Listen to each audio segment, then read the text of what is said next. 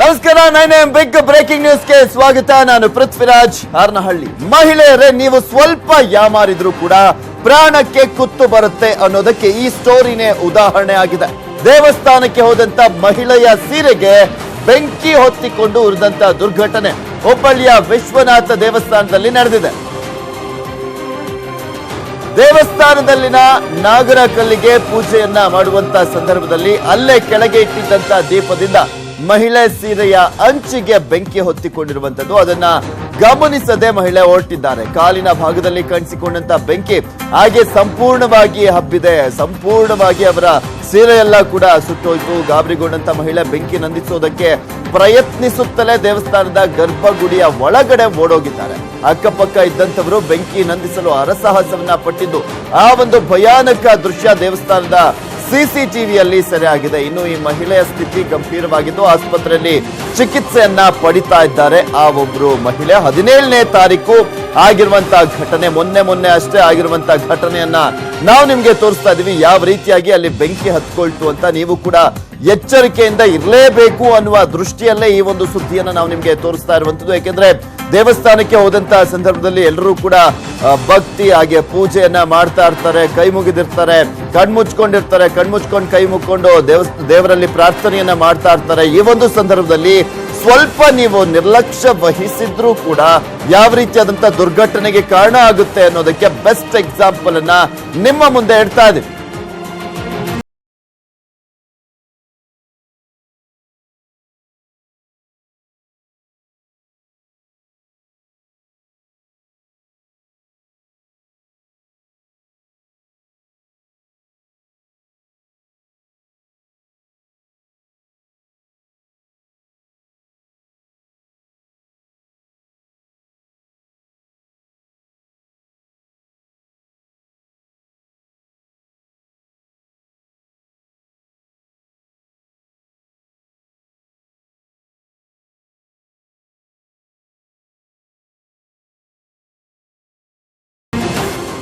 ನೋಡ್ತಾ ಇದ್ದೀರಾ, ಆ ಮಹಿಳೆ ನಾಗರ ಕಲ್ಲಿಗೆ ಪೂಜೆಯನ್ನ ಮಾಡ್ತಾ ಇರ್ತಾರೆ. ನಂತರ ವಾಪಸ್ ಹೋಗುವಂತ ಸಂದರ್ಭದಲ್ಲಿ ಸ್ವಲ್ಪ ಆ ಒಂದು ಬೆಂಕಿ ಆ ಸೀರೆಗೆ ಟಚ್ ಆಗ್ತಿದ್ದ ಹಾಗೆ ಕಂಪ್ಲೀಟ್ ಆಗಿ ಅವ್ರು ಇನ್ನು ನೋಡಿರ್ಲಿಕ್ಕಿಲ್ಲ.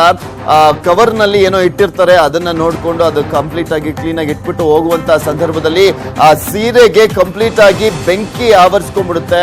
ಅದನ್ನ ಆರಿಸೋದಕ್ಕೆ ತುಂಬಾ ಟ್ರೈ ಮಾಡ್ತಾರೆ, ತುಂಬಾ ಹರಸಾಹಸ ಪಡ್ತಾರೆ. ಹಾಗೆ ಮತ್ತೊಬ್ರು ಕೂಡ ಅಲ್ಲಿ ಬೆಂಕಿ ನೆನೆಸೋದಕ್ಕೆ ಅವರಿಗೆ ಸಹಾಯವನ್ನ ಮಾಡೋದಕ್ಕೆ ಬರ್ತಾರೆ, ಆದ್ರೂ ಕೂಡ ಆಗ್ಲಿಲ್ಲ. ಸೊ ಹೀಗಾಗಿನೇ ಅವರು ನಂತರ ಗರ್ಭಗುಡಿಯ ಒಳಗಡೆ, ದೇವಸ್ಥಾನದ ಗರ್ಭಗುಡಿಯ ಒಳಗಡೆ ಓಡೋಗ್ತಾರೆ. ಯಾಕೆಂದ್ರೆ ಆ ಸೀರೆಗೆ ಹತ್ಕೊಂಡಂತ ಹಿನ್ನೆಲೆಯಲ್ಲಿ ಆ ಸೀರೆಯನ್ನ ಬಿಸಾಕೋದಕ್ಕೋಸ್ಕರ ಅವರು ಗರ್ಭಗುಡಿಯ ಒಳಗಡೆ ಹೋಗ್ತಾರೆ. ಅಲ್ಲಿರುವಂತವ್ರು ಕೂಡ ಸಹಾಯವನ್ನ ಮಾಡುವಂತದ್ದು. ಹಾಗೆ ಅಲ್ಲಿದ್ದಂತ ಒಂದು ಕಾರ್ಪೆಟ್ ಅನ್ನ ತಗೊಂಡೋಗಿ ಆ ಮಹಿಳೆಗೆ ಒದ್ದಿಸ್ತಾರೆ. ಯಾಕೆಂದ್ರೆ ಕಂಪ್ಲೀಟ್ ಆಗಿ ಅಲ್ಲಿ ಬೆಂಕಿ ಹತ್ಕೊಳ್ತಿದ್ದಂತ ಹಿನ್ನೆಲೆಯಲ್ಲಿ ಆ ಬೆಂಕಿಯನ್ನ ನಂದಿಸೋದಕ್ಕೋಸ್ಕರ. ಇದು ಸ್ವಲ್ಪ ಅವರ ಒಂದು ಅಜಾಗರೂಕತೆ, ನಿರ್ಲಕ್ಷ್ಯದಿಂದ ಆದಂತಹ ಒಂದು ಘಟನೆ ಅವರ ಪ್ರಾಣಕ್ಕೆ ಕುತ್ತನ್ನ ತಂದಿರುವಂತದ್ದು.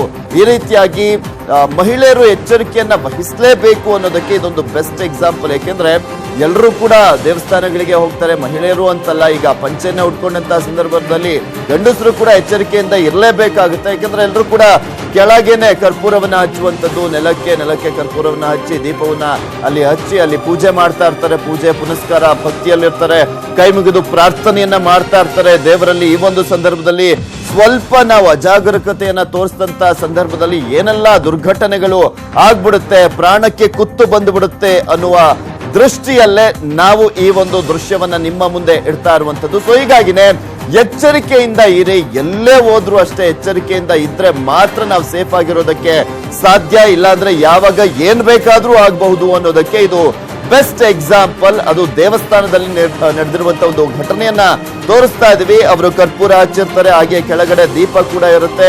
ಆದ್ರೆ ಅದನ್ನ ಗಮನಿಸಿರೋದಿಲ್ಲ. ಪೂಜೆಯನ್ನ ಮಾಡಿ ಹೂವನ್ನ ತಗೊಂಡು ಪ್ರಸಾದವನ್ನ ತಗೊಂಡು ವಾಪಸ್ ಹೋಗ್ತಾ ಇರ್ತಾರೆ. ಆದ್ರೆ ಆಲ್ರೆಡಿ ಬೆಂಕಿ ಹತ್ಕೊಂಡಿರುತ್ತೆ. ಆ ಸೀರೆಗೆ ಹತ್ಕೊಂಡಂತ ಸಂದರ್ಭದಲ್ಲಿ ನಿಮ್ಗೂ ಕೂಡ ಗೊತ್ತಿದೆ, ಸ್ವಲ್ಪ ಸೀರೆಗೆ ಸಿಲ್ಕ್ ಆಗಿರ್ಬೋದು, ಕಾಟನ್ ಆಗಿರ್ಬೋದು, ಸ್ವಲ್ಪ ಬೆಂಕಿ ಬಿದ್ರು ಸಾಕು, ಕಂಪ್ಲೀಟ್ ಆಗಿ ಬೇಗ ದಗದಗಿಸ್ಬಿಡುತ್ತೆ, ಬೇಗ ಹೊತ್ಕೊಂಡ್ಬಿಡುತ್ತೆ, ಬೇಗ ಆವರಿಸ್ಕೊಂಡ್ಬಿಡುತ್ತೆ. ಸೊ ಈ ಒಂದು ಘಟನೆಯಲ್ಲೂ ಕೂಡ ಅದೇ ಆಗಿರೋದು. ಆ ಮಹಿಳೆಯ ಸೀರೆಗೆ ಕಂಪ್ಲೀಟ್ ಆಗಿ ಹೊತ್ಕೊಂಡ್ಬಿಡುತ್ತೆ. ಆ ಒಂದು ಬೆಂಕಿ ಬೇಗ ದಗದಹಿಸುವಂಥದ್ದು. ಸೊ ಹೀಗಾಗಿನೇ ಅವರು ಎಷ್ಟೇ ಪ್ರಯತ್ನ ಪಟ್ಟರು ಕೂಡ ಆರಿರೋದಿಲ್ಲ ಆ ಒಂದು ಬೆಂಕಿ. ನಂತರ ಗರ್ಭಗುಡಿಯ ಒಳಗಡೆ ಹೋಗ್ತಾರೆ, ಅಲ್ಲೇನಾದ್ರೂ ನೀರಿರ್ಬೋದು ಅನ್ನುವ ದೃಷ್ಟಿಯಲ್ಲಿ ನೀರನ್ನ ಒಂದು ಮೈ ಮೇಲೆ ಹಾಕೊಳ್ಳೋದಕ್ಕೋಸ್ಕರ ಓಡೋಗ್ತಾರೆ. ಅಲ್ಲಿರೋರು ಅಂತವರು ಕೂಡ ಹರಸಾಹಸ ಪಡ್ತಾರೆ ಆ ಒಂದು ಬೆಂಕಿಯನ್ನ ಆರಿಸೋದಕ್ಕೆ. ಸಾಕಷ್ಟು ಟೈಮ್ ಆದ್ಮೇಲೆ ಆ ಬೆಂಕಿ ಹೋಗುತ್ತೆ. ಅಲ್ಲಿದ್ದಂತ ಕಾರ್ಪೆಟ್ ಅನ್ನ ಕೂಡ ತಗೊಂಡೋಗಿ ಅವ್ರ ಮೈ ಮೇಲೆ ಹಾಕ್ತಂತ ಸಂದರ್ಭದಲ್ಲಿ ಬೆಂಕಿಯನ್ನ ನಂದಿಸೋದಕ್ಕೆ ಆಗಿರೋದು.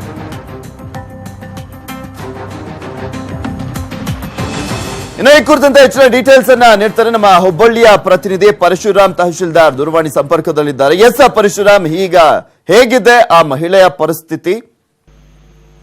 ಪೃಥ್ವಿರಾಜ್, ಈಗಾಗಲೇ ಅವರು ಗಂಭೀರವಾಗಿ ಗಾಯಗೊಂಡು ಖಾಸಗಿ ಆಸ್ಪತ್ರೆಯಲ್ಲಿ ಚಿಕಿತ್ಸೆಯನ್ನ ಪಡಿತಾ ಇದ್ದಾರೆ. ಮೈ ಭಾಗದ ಸೀರೆಗೆಲ್ಲ ಬೆಂಕಿ ಹತ್ತಿತ್ತು. ಹೀಗಾಗಿ ಮೈಗೆ ಬೆಂಕಿ ತಗುಲಿದ ಕಾರಣದಿಂದಾಗಿ ಸಾಕಷ್ಟು ಸುಟ್ಟ ಗಾಯಗಳಾಗಿದ್ದಾವೆ. ಹೀಗಾಗಿ ಅವರನ್ನ ಬೆಂಕಿ ಇದ್ರ ನಿಯಂತ್ರಣ ಘಟಕ ಇರ್ತದೆ, ಸುತ್ತದವರಿಗೆ ಗಾಯಾಳುಗಳ ಘಟಕ, ಅಲ್ಲಿ ಇಟ್ಟು ಚಿಕಿತ್ಸೆಯನ್ನ ಕೊಡ್ಲಾಗ್ತಾ ಇದೆ. ಮಹಿಳೆ ಸೀರೆಗೆ ಬೆಂಕಿ ಹತ್ತಿದ ತಕ್ಷಣ ಅವರು ಆ ಸೀರೆ ಬೀಚಬಹುದಾಗಿತ್ತು. ಆದ್ರೆ ಪಾಪ ಆ ಸಂದರ್ಭದಲ್ಲಿ ಗಾಬರಿಗೊಂಡವರು ಒಳಗೆ ಓಡಿ ಹೋದ್ರು. ದೇವಸ್ಥಾನದ ಗರ್ಭಗುಡಿಯಲ್ಲಿ ಓಡಾಡ್ತಾರೆ. ಅದಾದ ನಂತರ ಸ್ವಲ್ಪ ಜನ ಸ್ಥಳೀಯರು ಅಲ್ಲಿ ಭಾವಿಸಿ ಅವರಿಗೆ ಕೂಡಲೇ ಅದನ್ನ ಸೀರೆ ತೆಗೆದು ಬೆಂಕಿ ನಂದಿಸಿ ಅವರಿಗೆ ಚಿಕಿತ್ಸೆ ಕೊಡಿಸುವಂತ ಕೆಲಸವನ್ನ ಮಾಡಿದ್ರು. ಆದ್ರೆ ಅಷ್ಟೊತ್ತಿಗಾಗಲೇ ಅವರಿಗೆ ಮೈಗೆ ಬೆಂಕಿ ತಗುಲಿದ್ರಿಂದ ಸಾಕಷ್ಟು ಗಾಯಗೊಂಡು ಆಸ್ಪತ್ರೆ ಸೇರಿದ್ದಾರೆ ಅಂತ ಹೇಳ್ಬೋದು. ಹೀಗಾಗಿ ಈ ಒಂದು ಘಟನೆ ಏನಿದೆ ಇದು ಎಲ್ಲಾ ಮಹಿಳೆಯರಿಗೆ ಒಂದು ಜಾಗೃತಿಯನ್ನ ಮೂಡಿಸ್ತಕ್ಕಂಥದ್ದು. ದೀಪಗಳು ಇರ್ತವೆ ದೇವಸ್ಥಾನದ ಮುಂದೆ ಅಥವಾ ಈ ನಾಗರಿಕತೆಗಳ ಮುಂದೆ, ದೀಪದ ಮಣ್ಣಿನ ಬತ್ತಿಗಳನ್ನ ಹಣತೆಗಳನ್ನ ಹಚ್ಚಿರ್ತಾರೆ. ಅಲ್ಲಿ ತೆರಳುವಾಗ ಸೀರೆಗಳನ್ನ ಉಟ್ಟುಕೊಂಡು ಸ್ವಲ್ಪ ಎಚ್ಚರಿಕೆಯಿಂದ ಇರಬೇಕು ಅನ್ನುವಂಥದ್ದು ಇದರಿಂದ ಕೇಳಿ ಬರ್ತದೆ. ಓಕೆ, ಥ್ಯಾಂಕ್ ಯು ಪರಶುರಾಮ್ ನಿಮ್ಮೆಲ್ಲ ಡೀಟೇಲ್ಸ್ಗಾಗಿ.